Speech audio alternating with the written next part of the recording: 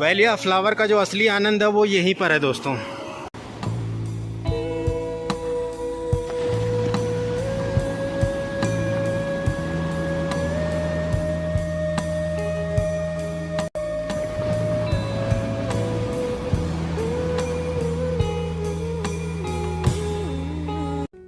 पंद्रह 15,000 फीट की ऊंचाई पर स्थित स्वर्ग में खड़े हैं।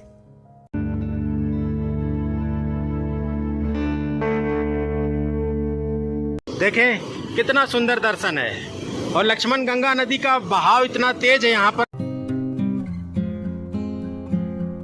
नमस्कार दोस्तों, स्वर्ग भूमि उत्तराखंड में आपका स्वागत है। दोस्तों, इस वक्त मैं उत्तराखंड के एक नए सफ़र पर आया हुआ हूँ और इस वीडियो में हम यात्रा करने वाले हैं हेमकुंड साहिब और वैली ऑफ फ्लावर, जिसे फूलों की घाटी भी बोला जाता है। तो वीडियो काफ़ी ज़्यादा महत्वपूर्ण होने वाली है। दोस्तों, हेमकुंड साहिब और फूलों की घाटी की जो यात्रा है वो गोविंद घाट से स्टार्ट होती है। तो अभी जिस लोकेशन पर मैं खड़ा हूँ ये है दोस्तों पांडुकेश्वर। ये सुंदर सा शहर जो आप देख रहे हैं ये है पांडुकेश्वर। इसे सुंदर सा गांव भी बोल सकते हैं दोस्तों। शाम को मैं यहाँ पहुँच गया था तो यहीं पर मैंने नाइट स्टे किया था दोस्तों। बता दूं कि ये जो पांडुकेश्वर है ये गोविंद घाट से मात्र 2 किलोमीटर की दूरी पर है दोस्तों। और यहाँ से जो बद्रीनाथ धाम है वो मात्र 22 किलोमीटर की दूरी पर ही रह जाता है। ये जो मार्ग आप देख रहे हैं ये बद्रीनाथ हाईवे है। यहाँ से आगे 22 किलोमीटर की दूरी पर बद्रीनाथ धाम स्थित है दोस्तों। जो भी यात्री श्रद्धालु बद्रीनाथ धाम की यात्रा करते हैं या फिर हेमकुंड साहिब और फूलों की घाटी की यात्रा करते हैं तो वो यहाँ पांडुकेश्वर में ज़रूर रुकना पसंद करते हैं, क्योंकि यहाँ पर आपको सस्ते रूम और साथ में खाने पीने की व्यवस्था मिल जाती है दोस्तों। इसके बाद अगली सुबह वह जो है या तो बद्रीनाथ धाम के लिए आगे निकल जाते हैं यहाँ से, और या फिर फूलों की घाटी और हेमकुंड की जो यात्रा है उसको शुरू कर देते हैं। पांडुकेश्वर महाभारत के पांडवों की जन्मभूमि भी है। साथ में दोस्तों यहाँ पर भगवान बद्री नारायण के पंच बद्री मंदिरों में से एक योग ध्यान बद्री मंदिर यहीं पर स्थित है। सामने देखें तो अलकनंदा नदी के तट पर योग ध्यान बद्री मंदिर स्थित है, तो यहाँ दर्शन जरूर करें। तो चलिए दोस्तों, अब हम पहुँचते हैं गोविंद घाट और वहाँ से जो है हम अपनी फूलों की घाटी और हेमकुंड की जो यात्रा है वो प्रारंभ करते हैं।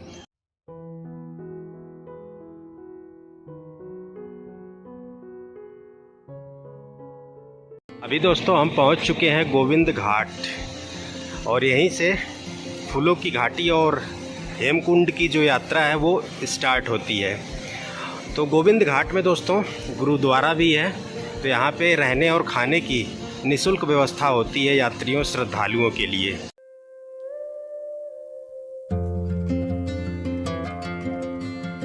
यहाँ से गोविंद घाट के और साथ में इन खूबसूरत गोविंद घाट की वैलीज का बड़ा ही अद्भुत दृश्य देखने को मिल रहा है दोस्तों। और नीचे की तरफ माँ अलकनंदा।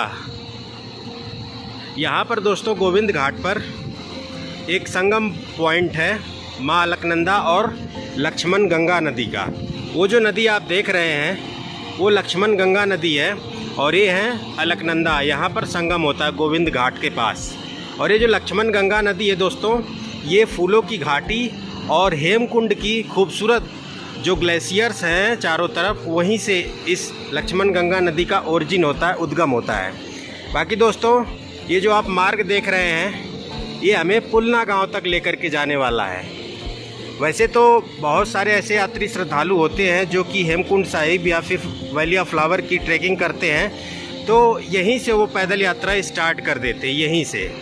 तो यहाँ से लगभग जो हेमकुंड है वो 20 किलोमीटर की दूरी पर है गोविंद घाट से, और वैली ऑफ फ्लावर वो लगभग 14 से 15 किलोमीटर की दूरी पर है। तो हम जो है यहाँ से टैक्सी के माध्यम से पुलना गांव पहुँचेंगे। टैक्सी वहाँ खड़ी है जो कि पुलना गांव यहाँ से 4 किलोमीटर है। फिर इसके बाद पुलना गांव से हम जो है अपनी जो पैदल इस यात्रा है, ट्रैकिंग है, वो स्टार्ट करेंगे दोस्तों। तो देर न करते हुए दोस्तों उस पुल को पार करते हैं और हम पुलना गांव पहुंचते हैं। लेकिन एक बात और बता दूं दोस्तों, ये जो पुल बना हुआ है ना, ये अभी बिल्कुल नया नया बना है। उसके पहले ये पुल पीछे की तरफ था, गुरुद्वारा के उस तरफ था, लेकिन ऊपर से ना पत्थर गिरा और वो पुल जो है पूरा क्षतिग्रस्त हो गया, टूट गया। तो ये बिल्कुल एक नया पुल बनाया गया है। तो चलिए इसके माध्यम से हम रिवर को क्रॉस करते हैं और पुलना गांव पहुंचते हैं और अपनी वैली ऑफ फ्लावर और हेमकुंड साहिब की जो यात्रा है वो प्रारंभ करते हैं दोस्तों।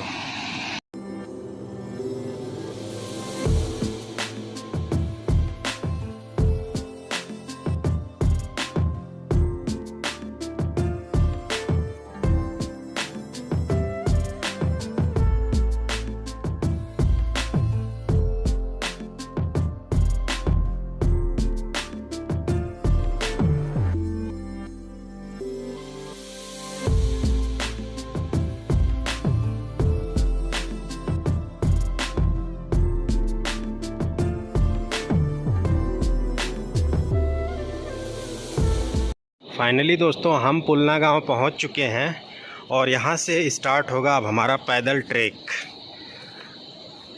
तो यहां से जो है हमें अब पहुंचना होगा घांघरिया विलेज। जी हाँ, तो पुलना गांव से घांघरिया विलेज की जो दूरी है वो 9 किलोमीटर की है और इस पूरे 9 किलोमीटर की जर्नी को हम पैदल कवर करने वाले हैं ट्रैकिंग के थ्रू। तो इस दौरान हमको जो है लगभग 4 से 5 घंटे का समय लगने वाला है।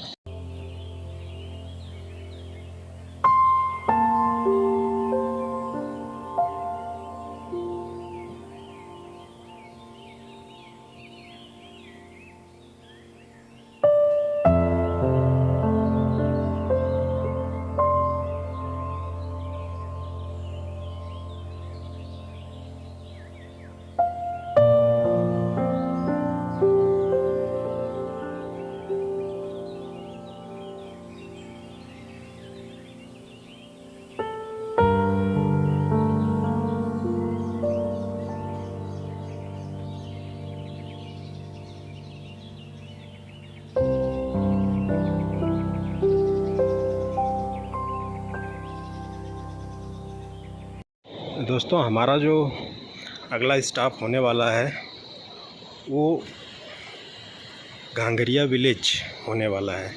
बता दूं आपको कि फूलों की घाटी और हेमकुंड की जब आप यात्रा करते हैं तो सबसे पहला जो स्टॉप होता है आपका वो होता है घांघरिया विलेज। और Ghangharia village valley of flower Hemkund के लिए बेस कैंप भी माना जाता है।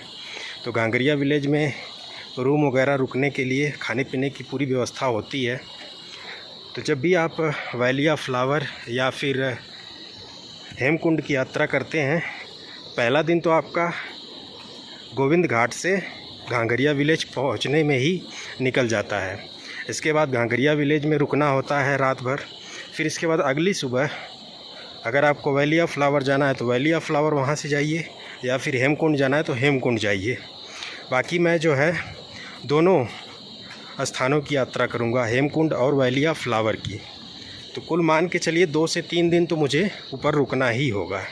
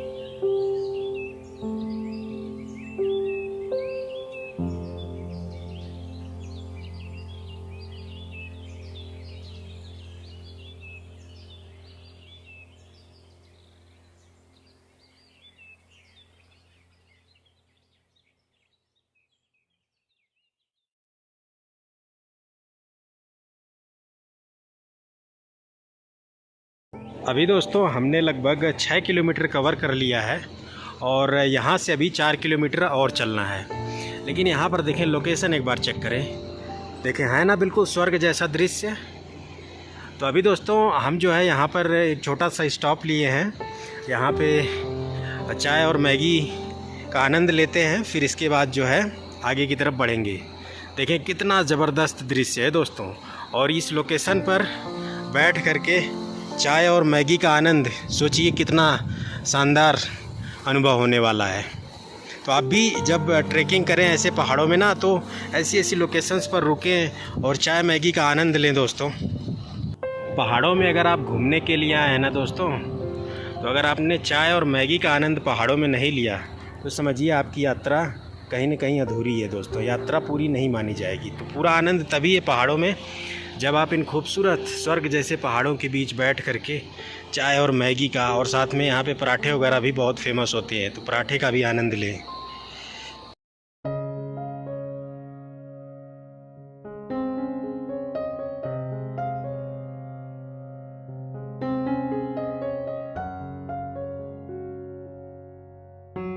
अभी दोस्तों हम एक बड़े खूबसूरत से लोकेशन पर पहुंच चुके हैं। ये सामने देखें, लक्ष्मण गंगा नदी के बिल्कुल समीप से दर्शन है। जैसा कि मैंने स्टार्टिंग में ही बताया, ये लक्ष्मण गंगा नदी हेमकुंड और वैली ऑफ फ्लावर के ग्लेशियर्स से ओरिजिनेट होती है, इसका उद्गम होता है दोस्तों।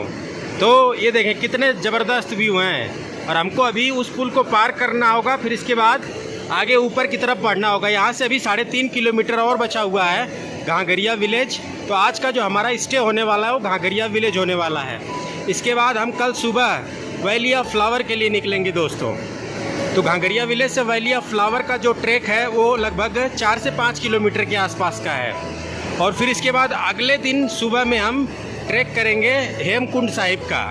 घाघरिया विलेज से हेमकुंड साहिब का जो ट्रैक है वो लगभग 6 किलोमीटर का आसपास है दोस्तों। तो इतना कुछ मैं इस वीडियो में आपको दिखाने वाला हूं, और साथ में कंप्लीट इन्फॉर्मेशन भी दे रहा हूं दोस्तों। बाकी वीडियो में आगे भी मैं कंप्लीट इन्फॉर्मेशन देता रहूंगा, तो वीडियो में आप अंत तक बने रहिएगा साथियों।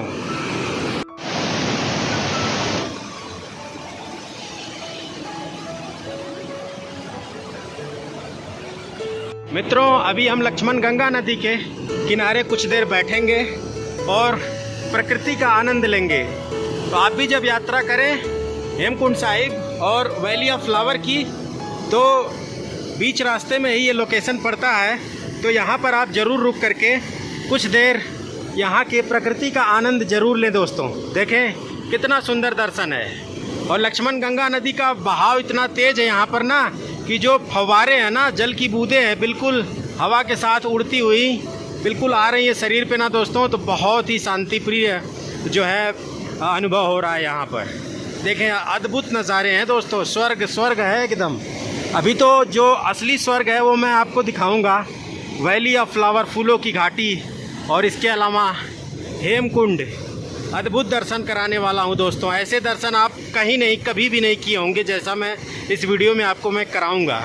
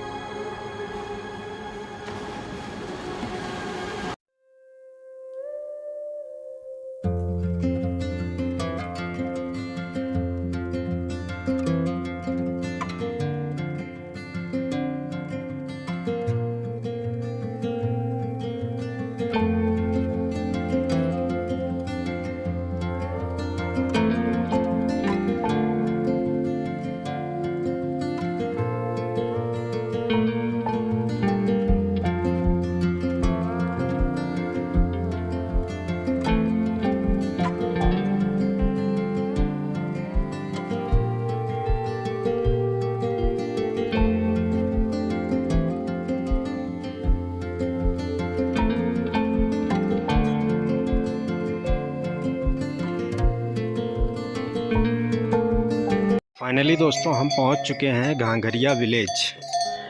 ये सामने आप घांघरिया विलेज के दृश्य देखें। तो आज हमारा जो स्टॉप होने वाला है, स्टे होने वाला है, यहीं घांघरिया विलेज होने वाला है। तो बता दूं आपको, मैं गोविंद घाट से लगभग 10:30 बजे के आसपास चला था और यहाँ पर पहुँचा हूँ 4:30 बजे। तो लगभग 6 घंटे का समय मुझको लगा है दोस्तों।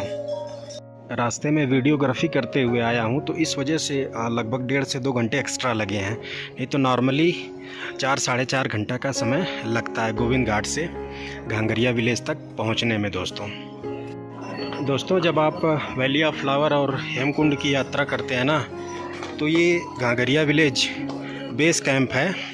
पहले दिन आपको यहीं पर रुकना होता है, क्योंकि आप बिल्कुल सुबह लगभग जब चलते हो गोविंद घाट से, तो लगभग 5 से 6 घंटे तो आपको यहीं पर पहुंचने में लग जाते हैं घांघरिया विलेज। तो यहाँ घांघरिया विलेज में रुकने के लिए रूम वगैरह और खाने पीने की अच्छी खासी व्यवस्था है दोस्तों। देखें तो ढेर सारे होटल यहाँ पर अवेलेबल हैं। इसके अलावा यहाँ पर भी गुरुद्वारा है, तो गुरुद्वारे में भी आप रुक सकते हैं। वहाँ पर लंगर चलता है, तो वहाँ लंगर में भी आप भोजन कर सकते हैं दोस्तों।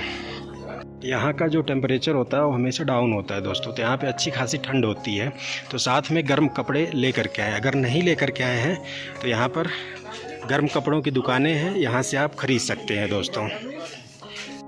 तो अभी दोस्तों हम जो है घांघरिया विलेज में किसी होटल में रूम लेने वाले हैं। इसके बाद यहीं पे हम स्टे करेंगे। इसके बाद कल सुबह हम वैली ऑफ फ्लावर का ट्रैक करेंगे। इसके बाद परसों जो है हम हेमकुंड का जो है ट्रैक करेंगे।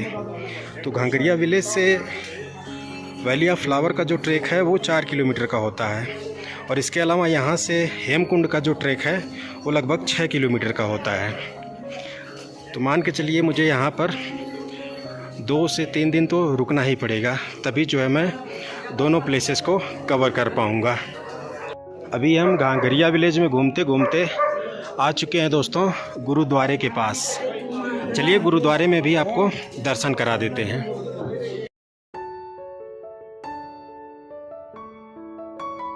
ये है दोस्तों घांघरिया विलेज में स्थित गुरुद्वारा। तो यहाँ पर आप स्टे कर सकते हैं, रुक सकते हैं। यहाँ पे ढेर सारे कमरे हैं। इसके अलावा अगर आपको बेड चाहिए, डॉर्मेट्री चाहिए, तो डॉर्मेट्री निःशुल्क होती है। यहाँ पर हॉल एरिया होता है जिसमें बिस्तर लगे होते हैं, तो वो निःशुल्क होता है। बाकी अगर आपको रूम चाहिए तो रूम के लिए आपको पैसे देने होते हैं। इसके अलावा दोस्तों इस तरफ लंगर चलता है, बिल्कुल फ्री ऑफ कास्ट चाय मिलती है, और इस टाइम लंगर चल भी रहा है, यानी कि श्रद्धालुओं और यात्रियों को भोजन प्रदान किया जा रहा है दोस्तों अंदर यहाँ हॉल में। चलते हैं, भोजन भी करेंगे, साथ में चाय भी पियेंगे दोस्तों। इसके बाद हम कहीं ठीक सा कमरा यहाँ लेंगे घांघरिया विलेज में। इसके बाद रात भर स्टे करेंगे, रुकेंगे। इसके बाद वैली ऑफ फ्लावर का ट्रैक कल सुबह स्टार्ट करेंगे। गुड मॉर्निंग दोस्तों, घांघरिया के खूबसूरत से सुबह में आपका स्वागत है। तो हम जो है वैली ऑफ फ्लावर जाने वाले हैं, और ये देखें खूबसूरत सी सुबह है, और इस वाली पहाड़ी पर देखें तो सूर्य की किरणें पड़ रही हैं, बड़ी सुंदर दिखाई दे रही है। यहाँ से दोस्तों वैली ऑफ फ्लावर और हेमकुंड के लिए रास्ता अलग अलग हो जाता है। ये जो सीधा रास्ता है ये हेमकुंड चला जाता है, और ये वाला रोड जो है वैली ऑफ फ्लावर चला जाता है। सामने पढ़ सकते हैं, यहाँ से फूलों की घाटी 4 किलोमीटर की दूरी पर है। तो चलिए चलते हैं।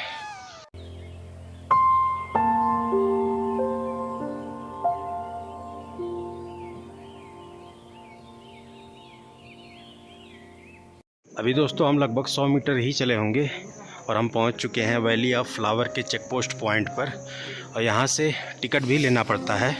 चलिए टिकट परचेस करते हैं। इसके बाद valley of flower entrance gate से हम प्रवेश करते हैं।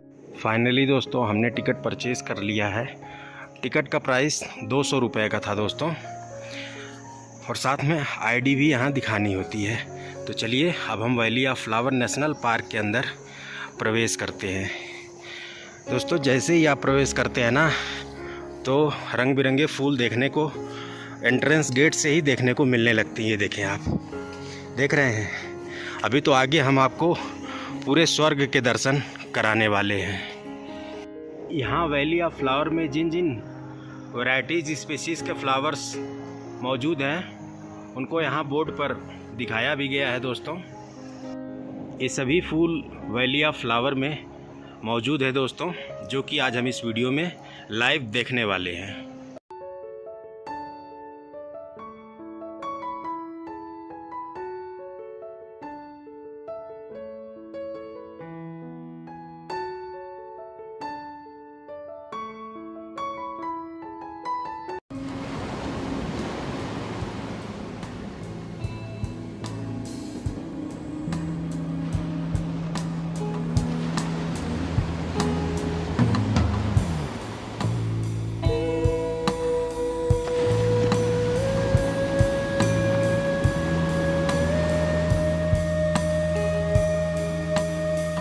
सामने वाली पहाड़ी पर देखें तो बर्फ़ देखने को मिल रही है दोस्तों। बाकी आगे हम जब पुष्पावती रिवर बेड के पास पहुंचेंगे, जो कि हमारे इस वैली ऑफ फ्लावर का लास्ट पॉइंट होता है, तो वहां पर तो ग्लेशियर्स देखने को मिलते हैं, पहाड़ों पर बर्फ़ देखने को मिलती है। और अभी कोई नहीं, देखें पूरा रास्ता खाली है दोस्तों। वैली ऑफ फ्लावर का ये ट्रैक बिल्कुल खाली है। 3 से 4 टूरिस्ट हैं जो कि हमसे आगे चल रहे हैं, वो मुझे लगता है काफ़ी आगे हैं दोस्तों। जब भी आप वैली ऑफ फ्लावर के लिए आएँ तो घांगरिया से 7 बजे के आसपास निकल लें दोस्तों, और आराम से आप वैली ऑफ फ्लावर 9 बजे तक पहुंच जाएंगे। इसके बाद आप पूरी वैली को एक्सप्लोर करें, आपके पास पूरा दिन रहेगा। लेकिन चेक पोस्ट पर जो ऑफिसर्स थे उन्होंने बताया, फॉरेस्ट ऑफिसर्स, कि 1 बजे से जो है रिटर्निंग कर देना। Valley of flowers complete explore करके कोशिश करना 1 बजे से रिटर्निंग हो जाए, और चेक पोस्ट पर 5 बजे शाम तक हर हाल में पहुंचना होता है दोस्तों। उसके बाद चेक पोस्ट वाले खुद ही ढूंढने आपको आ जाएंगे। अगर आप 5 बजे तक चेक पोस्ट पर नहीं पहुंचे तो काफ़ी समय होता है दोस्तों। और अगर आप पूरे वैली ऑफ फ्लावर को एक्सप्लोर कर रहे हो ना, तो बहुत ज़्यादा समय भी नहीं लगता है। 2-2.5 घंटे ज़्यादा से ज़्यादा लगेंगे, पूरे वैली को एक्सप्लोर कर दोगे आप। और पुष्पावती रिवर, जो कि वैली ऑफ फ्लावर का एक खूबसूरत लोकेशन भी है, वहाँ तक आप पहुँच जाओगे 2-2.5 घंटे के अंदर। क्योंकि जो पूरा जो वैली ऑफ फ्लावर है वो बिल्कुल प्लेन एरिया में है, तो वहाँ पर घूमने में आपको ज़्यादा समय नहीं लगता है। घने जंगलों के बीच से वैली तक जाने के लिए कितना सुंदर रास्ता बनाया गया है। देखें, इस तरफ भी घना जंगल है, इस तरफ भी है, और नीचे से पुष्पावती रिवर जो है बहती हुई आ रही है, उसका शोर यहाँ तक सुनाई दे रहा है। इस एरिया में भालू सबसे ज़्यादा पाए जाते हैं दोस्तों, यहाँ बोर्ड पर आप पढ़ भी सकते हैं। दिन के टाइम में भालू ऊपर बिल्कुल घने जंगल में चले जाते हैं। भालुओं का खतरा रात के समय में ही होता है, तो इसीलिए आप 7-8 बजे तक एंटर कर जाएं और कोशिश करें 5 बजे तक चेक पोस्ट पॉइंट पर पहुंच जाएं।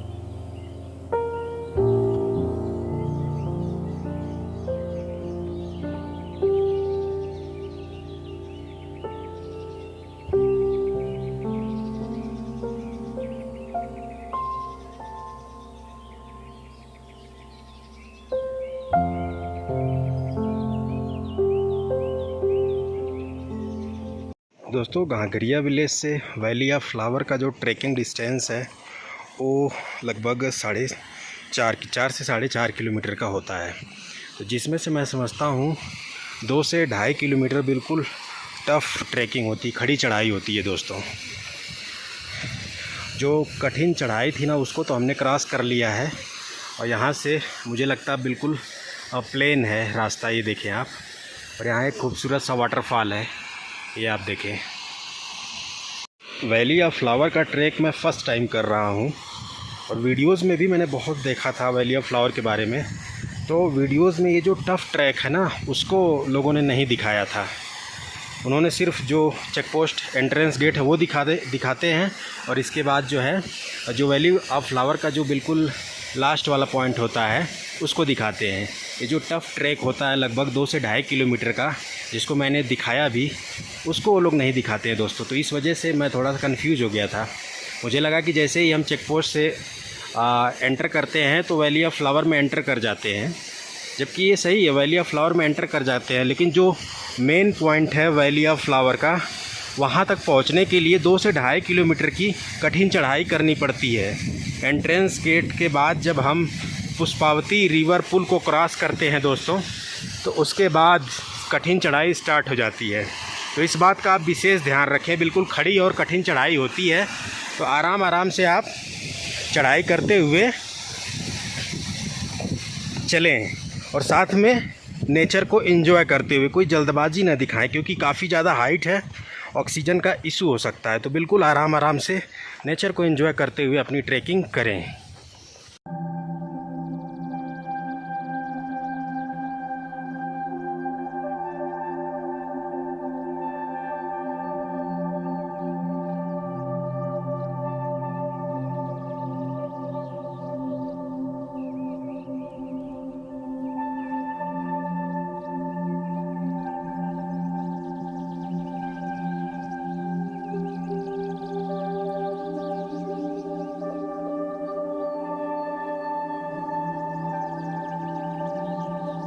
दोस्तों अभी हम एक बहुत ही खूबसूरत सी लोकेशन पर पहुंच चुके हैं। ये देखें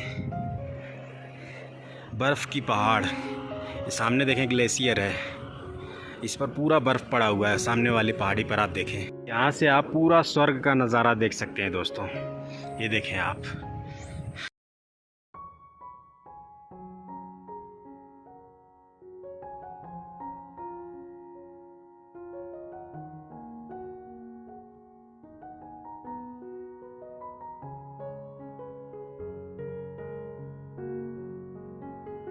दोस्तों जो वैली ऑफ फ्लावर है ये यही है, ये जो आप सामने देख रहे हैं। और ये लोकेशन देखें तो चारों तरफ से बर्फ़ की पहाड़ों से घिरा हुआ है और साथ में जो पुष्पावती रिवर है ये पूरे वैली ऑफ फ्लावर में प्रवाहित होती, पूरे वैली में ये जो है प्रवाहित होती है। क्योंकि ये जो पुष्पावती रिवर है ये यहाँ पर 2-3 बड़े झरनों से मिल कर के बनती है। तो ये देखें, एक तो ये वाला पॉइंट है, इसके अलावा एक जो है उधर से आगे से भी आता है दोस्तों। तो वहाँ पर आगे चल कर के दोनों ही धाराओं का संगम होता है। तो वहाँ पे जो पुष्पावती रिवर आगे चल कर के थोड़ी बड़ी साइज़ की बन जाती है दोस्तों। लेकिन आपको बता दूँ तो ऐसे अनेकों यहाँ से छोटे झरने इन ग्लेशियर्स से पिघलते हुए आ रहे हैं, इन बर्फ़ की पहाड़ों से पिघलते हुए आ रहे हैं दोस्तों। बाकी यही है वैली ऑफ फ्लावर जो आप देख पा रहे हैं। इस टाइम दोस्तों क्या है ना कि जो फूल है ना वो थोड़े कम खिले हुए दिखेंगे। फूलों की जो डेंसिटी है वो कम देखने को मिलती है क्योंकि ये लास्ट सितंबर का टाइम है। तो जब ज़्यादा फूल कब होते हैं तो मैं आपको बता दूं, ज़्यादा फूल होते हैं जुलाई लास्ट से मिड अगस्त के बीच में। यहाँ की जो वैलीज़ है इस पर खूबसूरत फूल खिले होते हैं और फूलों की डेंसिटी भी बहुत ज़्यादा होती है। लेकिन जिस टाइम आया हूँ इस टाइम जो है थोड़े से कम फूल देखने को मिलने वाले हैं। लेकिन पूरा वैली मैं कवर करने वाला हूँ, पूरा वैली घूमूंगा और काफ़ी सारे रंग बिरंगे फूल इस टाइम भी देखने को मिलने वाले हैं दोस्तों। बाकी यहाँ का जो नेचर है उसको आप एंजॉय करें। स्वर्ग जैसी सुंदरता है, स्वर्ग जैसी दोस्तों। यहाँ पर भी हमें रिवर क्रॉसिंग करनी होगी आगे जाने के लिए। रिवर क्रॉसिंग वाला पॉइंट बहुत ही खूबसूरत होता है दोस्तों। ये देखिए किस तरह से पुल बनाए गए हैं। और काफ़ी तेज प्रवाह है यहाँ पर नदी का दोस्तों, ये देखें आप। और देखिए छोटे छोटे झरने भी दिखाई दे रहे हैं। ये वो लोकेशन भी है जहाँ पर पुष्पावती रिवर का जन्म होता है। पुष्पावती रिवर यहीं से स्टार्ट होती है दोस्तों, और ये पूरे वैली में प्रवाहित होती हुई जाती है। आगे जा कर के दोस्तों ये लक्ष्मण गंगा नदी में मिल जाती है। ये सब फ्लावर ही हैं जो दोस्तों आप देख पा रहे हैं। तो ये मिड अगस्त के बाद मुरझा जाते हैं, ऐसे ही आपको दिखाता हूँ। तो ये सब देखें, ये सब जो हैं आप फूल देख रहे हैं, ये सब फूल खिले हुए थे मिड अगस्त तक, लेकिन उसके बाद ये मुरझा चुके हैं। तो ये वैली ऑफ फ्लावर है दोस्तों, ये देखें आप। फर्स्ट टाइम आया हूँ तो मैं ऊपर से जब इसको देखा ना तो थोड़ा सा मैं कंफ्यूज हो गया कि यही है वैली ऑफ फ्लावर, बट यही है दोस्तों। अभी यहाँ से क्या है ना, थोड़ा पानी भर लेते हैं। यहाँ पे एक झरने को पाइप के माध्यम से पानी को यहाँ पे लाया जा रहा है। इस वैली ऑफ फ्लावर का जो लास्ट पॉइंट होता है वो होता है दोस्तों पुष्पावती रिवर बेड, जो कि यहाँ से 2.5 किलोमीटर है। तो 2.5 किलोमीटर तक हम चलेंगे, पूरी वैली को कवर करेंगे। ये देखें, ये वाले फूल इस टाइम में खिले हुए हैं, वाइट कलर के हैं। और ये सब देखें तो ये सब फूल है दोस्तों, ये जो आप देख पा रहे हैं। इस टाइम क्या है कि ये पूरी तरह से मुरझा चुके हैं, और यहाँ पे अनेकों तरह के फूल हैं दोस्तों। बोर्ड पर मैंने दिखाया भी था। तो ये सब देखें आप, ये सब फूल हैं दोस्तों। ये देखें यहाँ पे ढेर सारे हैं, एक ही प्रजाति के फूल हैं जो कि ढेर सारे यहाँ पर हैं। सबसे अच्छी बात है इस वैली ऑफ फ्लावर में वो ये है दोस्तों कि इस तरह से ट्रैक बने हुए हैं, आप कहीं भी रास्ता नहीं भटक सकते। जहाँ पे रास्ता समाप्त हो जाएगा समझिए वो लास्ट पॉइंट है। पुष्पावती रिवर बेड तक ये ट्रैक बना हुआ है,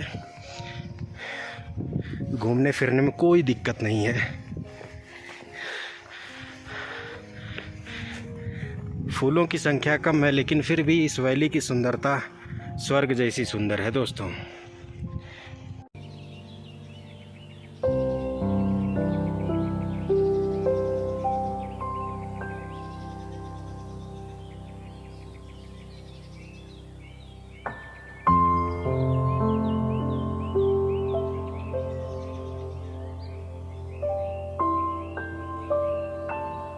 अगर आपको इस वैली ऑफ फ्लावर में फूल देखने हैं तो जुलाई लास्ट से मिड अगस्त के बीच में आइए दोस्तों, तब आपको यहाँ पे इतने सारे फूलों की इतनी डेंसिटी दिखेगी ना कि यहाँ आपको हरियाली नहीं बल्कि आपको सिर्फ रंग बिरंगे फूल ही दिखेंगे दोस्तों। ये सब फूलों के ही पेड़ हैं, ये जो आप देख रहे हैं फूलों के पौधे हैं। इन पे फूल लगे भी थे, ये देखें आप, जो कि अभी प्रेजेंट टाइम में मुरझा चुके हैं दोस्तों। पूरे साल में सिर्फ 15 से 20 दिन ही इस वैली में फूल होते हैं, खिले होते हैं दोस्तों। वैसे तो मैं आने वाला था जुलाई लास्ट से मिड अगस्त के बीच में ही, क्योंकि मुझे मालूम था कि इसी टाइम में जो है फ्लावर ब्लूमिंग होती है। लेकिन था क्या कि इस बार आपने देखा भी कि पूरे उत्तराखंड में तबाही वाली बारिश हो रही थी, जगह जगह पर बादल फट रहे थे, सड़कें बह जा रही थी। इस वजह से देर से आना हुआ। बाकी दोस्तों नेक्स्ट ईयर आएंगे तो बिल्कुल जुलाई लास्ट से मिड अगस्त के बीच में प्रयास करेंगे आने का, तब आपको यहाँ की अद्भुत सुंदरता के दर्शन करा पाएंगे। थोड़ा सा यहाँ पर आप मुझे कुछ सुंदर सुंदर दृश्य दिखाई दिए, आपको भी दिखाता हूँ। ये देखें, ये हैं लाल रंग के फूल दोस्तों, देख रहे हैं? ये देखें खूबसूरत खूबसूरत फूल हैं ये सब, ये देखें आप। और ये वाले तो बड़े ही ज़बरदस्त किस्म के फूल लग रहे हैं, बीच में चौड़ी चौड़ी पत्ती वाले हैं। तो चौड़ी चौड़ी वाले पत्ती जो वाले पौधे होते हैं ना, उनमें बड़े बड़े साइज़ के फूल लगते हैं दोस्तों। जैसे गुलाब वगैरह, कमल वगैरह का फूल होता है ना, तो वैसे फूल इन पौधों पर लगते हैं। बहुत ही शानदार लोकेशन है दोस्तों। रियल में ये प्लेस स्वर्ग है दोस्तों। यूनेस्को की वर्ल्ड हेरिटेज साइट में इसका नाम शुमार है, वैली ऑफ फ्लावर उत्तराखंड का। तो ऐसे ही नहीं, देखें ये सब फूलों के पौधे हैं दोस्तों। कितना घना फूलों के पौधों के यहाँ पर पेड़ हैं, ये देखें आप, देख रहे हैं ना। स्वर्ग अगर कहीं पर है तो वह उत्तराखंड में है, और वो यहीं पर है, वैली ऑफ फ्लावर में। चारों तरफ खूबसूरत ऊंचे ऊंचे पहाड़ और उन पर खूबसूरत बर्फ़ के दृश्य, और बीच में खूबसूरत फूलों की घाटी, पुष्पों की वैली ऑफ फ्लावर। ऐसा नहीं कि बिल्कुल भी फूल देखने को नहीं मिल रहे हैं, देखने को बिल्कुल मिल रहे हैं दोस्तों। ये देखें आप, लाल लाल रंग के खूबसूरत फूल यहाँ देखें आप, और साथ में सामने बर्फीली पहाड़ी के दृश्य है ना, अद्भुत नज़ारा। और नीचे पुष्पावती रिवर दिखाई दे रही है दोस्तों। और यहाँ पर भी हमें पुल को क्रॉस करके आगे चलना होगा, क्योंकि अभी जो रिवर बेड पॉइंट है ना, वो यहाँ से मैं समझता हूँ 1 किलोमीटर और है। ये पूरा वैली ऑफ फ्लावर ही है दोस्तों। वहाँ तक दूर तक आप देखें तो पूरा वैली ऑफ फ्लावर ही है। ये पूरा आप देख पा रहे हैं, ये देख रहे हैं ना, ऊंचे ऊंचे पहाड़ों में ये जो खूबसूरत सी वैली आपको प्लेन वैली दिखाई दे रही है, ये पूरा वैली ऑफ फ्लावर है। तो यहाँ आप घूमते रहिए, कोई दिक्कत नहीं है दोस्तों। बस ये बात ध्यान रखिए कि 5 बजते बजते, शाम को 5 बजते बजते आपको चेक पोस्ट पॉइंट तक पहुँचना है। तो बेहतर यही होगा कि आप जितना सुबह हो सके, मैं तो यही कहूँगा आप 6:30-7 बजे के आसपास घांघरिया से जो है निकल लें दोस्तों, वैली ऑफ फ्लावर के लिए। तभी आप यहाँ की ब्यूटी को, यहाँ की कंप्लीट वैली को एक्सप्लोर कर पाओगे दोस्तों। जैसा कि मैंने बताया, जो पुष्पावती रिवर है यहाँ पूरे वैली ऑफ फ्लावर में प्रवाहित होती है, लगभग 2-3 छोटे छोटे झरनों के रूप में दोस्तों। एक तो हमने पहले ही क्रॉस किया, और दूसरी क्रॉसिंग यहाँ पर है, और एक और क्रॉसिंग होने वाली है, वो आगे हो सकती, वो जो उधर वाली ढलान आप देख रहे हैं उधर से भी। तो यहाँ पर कुल 3 बड़े बड़े जो झरने हैं वो मिल करके पुष्पावती रिवर को यहाँ पर बनाते हैं दोस्तों।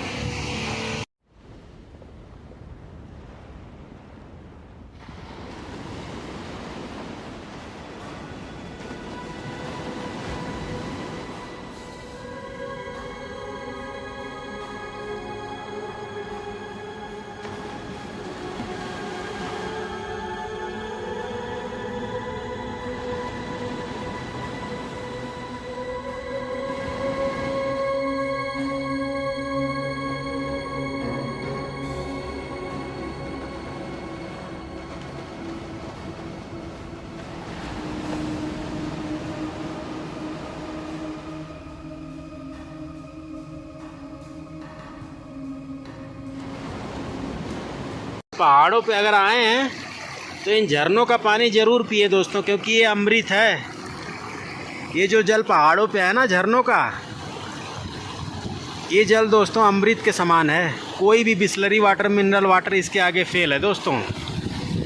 ये पानी औषधि गुणों से युक्त होता है, मेडिसिनल प्रॉपर्टीज़ होती हैं, साथ में सारे मिनरल्स, सारे जो इम्पोर्टेंट मिनरल्स होते हैं जो एक हेल्दी लाइफ स्टाइल के लिए चाहिए होते हैं ना, वो सभी इस पवित्र जल में मिले होते।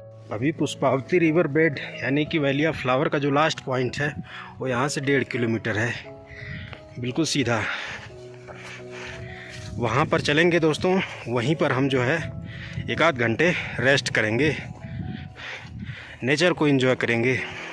साथ में हमने कुछ फूड मटेरियल भी लाया है, तो वहीं पर पुष्पावती नदी के किनारे बैठ करके खाएंगे दोस्तों। तो जब भी आप वैली ऑफ फ्लावर का ट्रैक करें तो खाने पीने की जो सामान है वो घांघरिया से ही लेकर के चलें, क्योंकि उसके आगे कहीं पर भी दुकान नहीं मिलेगी खाने पीने की। Food material valley of flower में लेकर के आना अलाउड होता है। बस ध्यान इस बात का आप रखिए कि जो भी अपने साथ ले कर के आए हैं वो यहाँ फेंक करके मत जाइए, ले करके जाइए, क्योंकि ये नेचर हमें गिफ्ट में मिला है। ये प्राकृतिक सुंदरता, ये स्वर्ग हमें गिफ्ट में मिला, इसे बर्बाद ना करें। यहाँ किसी भी प्रकार का गार्बेज छोड़ करके ना जाएं दोस्तों। इस वीडियो के माध्यम से यही आपसे एक एडवाइस है, रिक्वेस्ट है, क्योंकि हम जिस देश में रहते हैं ये हमारा भारत देश महान क्यों है, इसीलिए क्योंकि यहाँ पर आपको हर तरह की प्राकृतिक सुंदरता देखने को मिलती है, डाइवर्सिटी है, लैंडस्केप डाइवर्सिटी है। ये देखें आप, इन्हीं फूलों की मैं बात कर रहा था। इनमें बड़े बड़े फूल लगते हैं दोस्तों, बड़े बड़े साइज के, देख रहे हैं ना। लेकिन अभी क्या है ना कि फूलों की जो संख्या है वो पूरी तरह से कम हो चुकी है। हवाओं को महसूस करिए, कुदरत को महसूस करिए। यहाँ कोई नहीं है दोस्तों। अगर अपने आप को जानना है, पहचानना है, जीवन के असली आनंद को पाना है ना, तो पहाड़ों में ट्रैकिंग करिए, सुंदर सुंदर लोकेशंस पर जाइए, और अकेले रहेंगे तो ज़्यादा आनंद प्राप्त कर पाएंगे दोस्तों।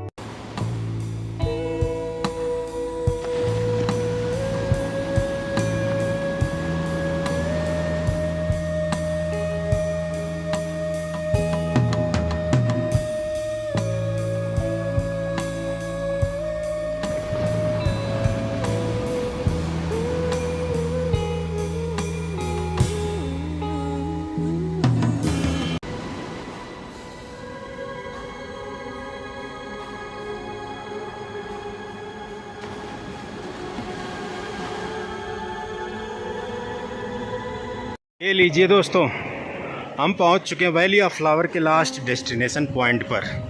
ये देखें, हमारे साथ जो टूरिस्ट चल रहे थे वो वहाँ सामने देखें।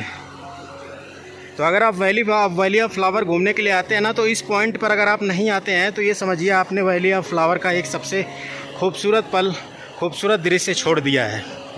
वैली ऑफ फ्लावर का जो असली आनंद है वो यहीं पर है दोस्तों, देख रहे हैं।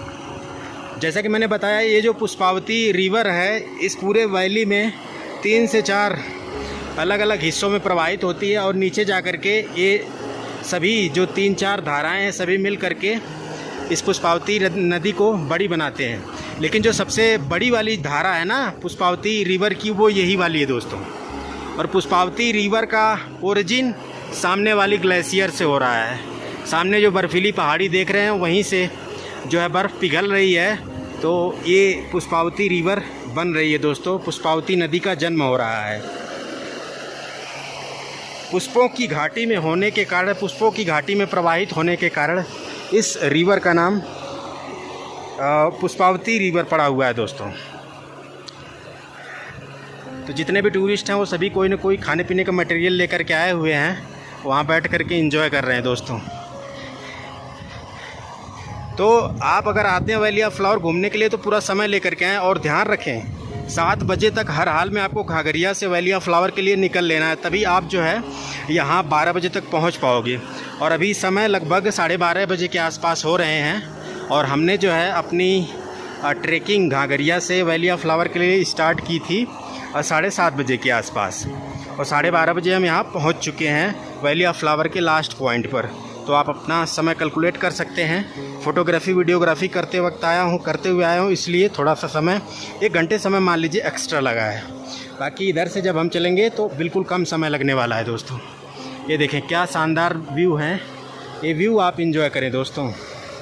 फूल तो बहुत कम देखने को मिले हैं, लेकिन इसके बावजूद भी ये वैली ऑफ फ्लावर की जो सुंदरता है ना, वो स्वर्ग से भी ऊपर है दोस्तों।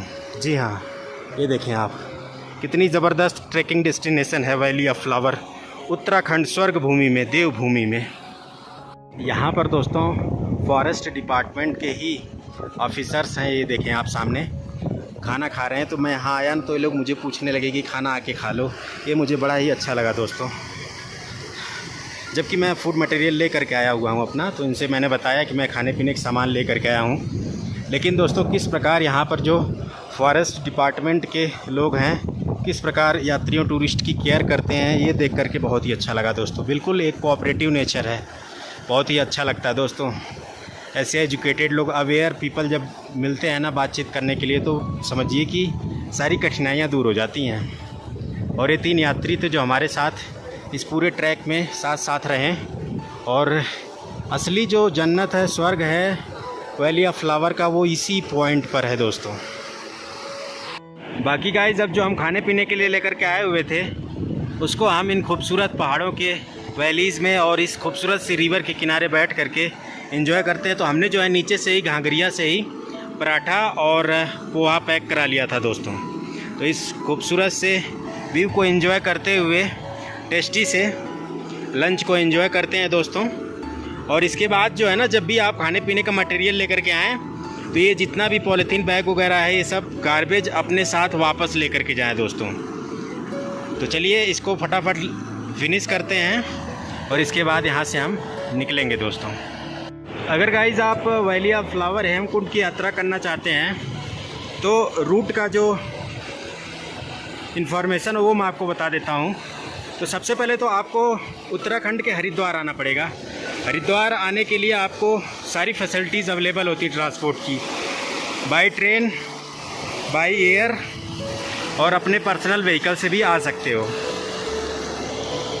तो हरिद्वार से जो है बस और शेयरिंग टैक्सी वगैरह आप बुक करके निकल सकते हो हेमकुंड और वैली ऑफ फ्लावर के लिए। तो ये जो वैली ऑफ फ्लावर और साथ में हेमकुंड है, ये दोस्तों बद्रीनाथ मार्ग में, बद्रीनाथ हाईवे पर ही पड़ता है। तो जब आप बद्रीनाथ की यात्रा करते हो, तो बद्रीनाथ से लगभग 22 किलोमीटर पहले ही गोविंद घाट नाम का जगह पड़ता है। तो गोविंद घाट से ही वैली ऑफ फ्लावर और हेमकुंड की जो पैदल यात्रा वो स्टार्ट होती है दोस्तों। तो ये तो था रूट मैप, कैसे आप पहुंच सकते हो। अगर आप हेमकुंड और वैली ऑफ फ्लावर दोनों की ट्रैकिंग करने के लिए आए हो, तो मान के चलिए 5 से 6 दिन का आपको प्रॉपर टाइम निकाल करके आना पड़ेगा दोस्तों। क्योंकि पहला दिन तो आपको हरिद्वार से गोविंद घाट पहुंचने में ही लग जाएगा। इसके बाद दूसरा दिन आपको गोविंद घाट से घाघरिया विलेज पहुंचने में लग जाएगा। तीसरा दिन आपको घाघरिया से वैली ऑफ फ्लावर, और चौथा दिन घाघरिया विलेज से हेमकुंड की यात्रा करने में लगेगा। और इसके बाद 5वें दिन आप जो है घाघरिया विलेज से वापस गोविंद घाट लौटोगे। 5 से 6 दिन का कंप्लीट टाइम लेकर के आइए, तब आप जो है यहाँ पर एक नहीं बल्कि 2 स्वर्ग जैसी लोकेशंस को एक्सप्लोर कर पाओगे। तो हमने आपको वैली ऑफ फ्लावर के कंप्लीट टूर कराया, कंप्लीट इन्फॉर्मेशन भी दी। और इसके अलावा दोस्तों, अब हम कल सुबह हेमकुंड की यात्रा करेंगे। तो चलिए अब हम सीधे अगले दिन हेमकुंड की यात्रा में आपसे मिलते हैं। एक बार फिर से गुड मॉर्निंग दोस्तों। घाघरिया विलेज की खूबसूरत सी सुबह में एक बार फिर से आपका स्वागत है दोस्तों। आज जो है कि हमारे इस वीडियो का लगातार तीसरा ट्रैक होने वाला है, और आज हम जो इस वीडियो का लास्ट ट्रैक करेंगे घाघरिया विलेज से हेमकुंड साहिब की यात्रा करने वाले हैं दोस्तों। तो चलिए अपना ट्रैकिंग स्टार्ट करते हैं। घाघरिया विलेज से हेमकुंड जो है 6 किलोमीटर की ट्रैकिंग डिस्टेंस पर है, और ये जो 6 किलोमीटर है बिल्कुल खड़ी चढ़ाई होने वाली है दोस्तों। आज जो है सबसे कठिन चढ़ाई मैं करने वाला हूँ, घांगरिया से हेमकुंड 6 किलोमीटर। नॉर्मली लोग बताते हैं 4 से 5 घंटे का समय लगता है, मुझे थोड़ा सा ज़्यादा लग सकता है क्योंकि वीडियोग्राफी करते हुए मैं चल रहा हूँ।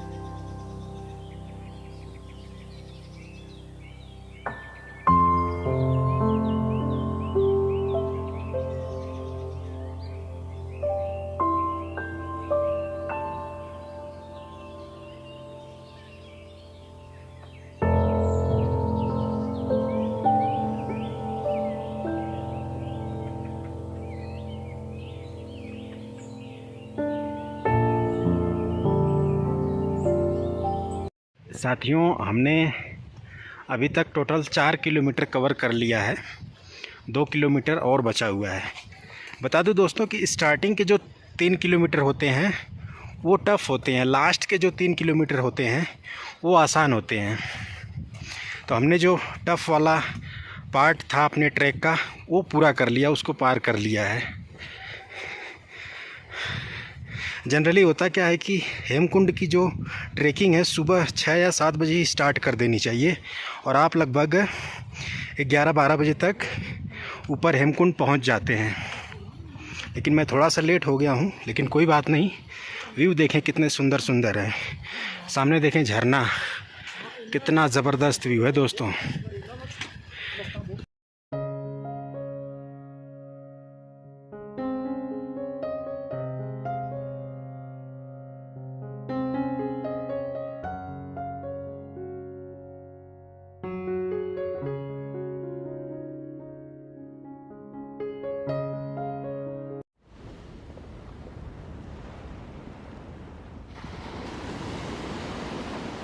ये है दोस्तों कुदरत का करिश्मा, देखें कितना ब्यूटीफुल झरना आपके सामने है। और ये जो झरना है दोस्तों ये बिल्कुल ऊपर से आ रहा है जहाँ पर हेमकुंड स्थित है दोस्तों।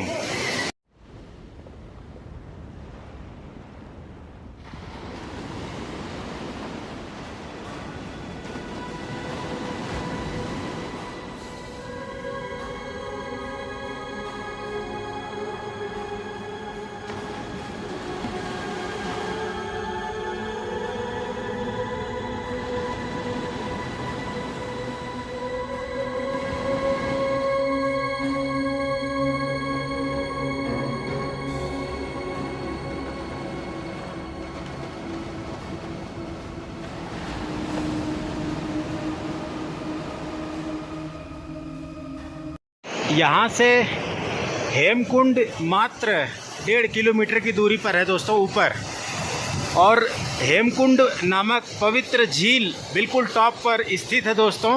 ये जो पर्वत आप देख रहे हैं, इसी पर्वत के बिल्कुल टॉप पर हेमकुंड की जो पवित्र झील है वो स्थित है दोस्तों। और हेमकुंड के चारों तरफ बर्फीले पहाड़ हैं, ग्लेशियर्स हैं, उन्हीं ग्लेशियर्स से ये पवित्र झरना गिर रहा है दोस्तों। वहीं से इस पवित्र झरने का उद्गम होता है दोस्तों। देखें अद्भुत नज़ारे हैं दोस्तों, चारों तरफ की दृश्य आपको मैं दिखाऊं तो इस वक्त हम जो है बिल्कुल स्वर्ग की गोद में हैं। ये देखें आप सामने वाली पहाड़ी पर देखें तो बर्फ़ के दर्शन है दोस्तों, और इधर देखें तो टॉप पर देखें आप तो बादलों ने इन पर्वतों को ढक लिया है। बहुत ही अद्भुत नज़ारे के इस वक्त आप दर्शन कर पा रहे हैं दोस्तों।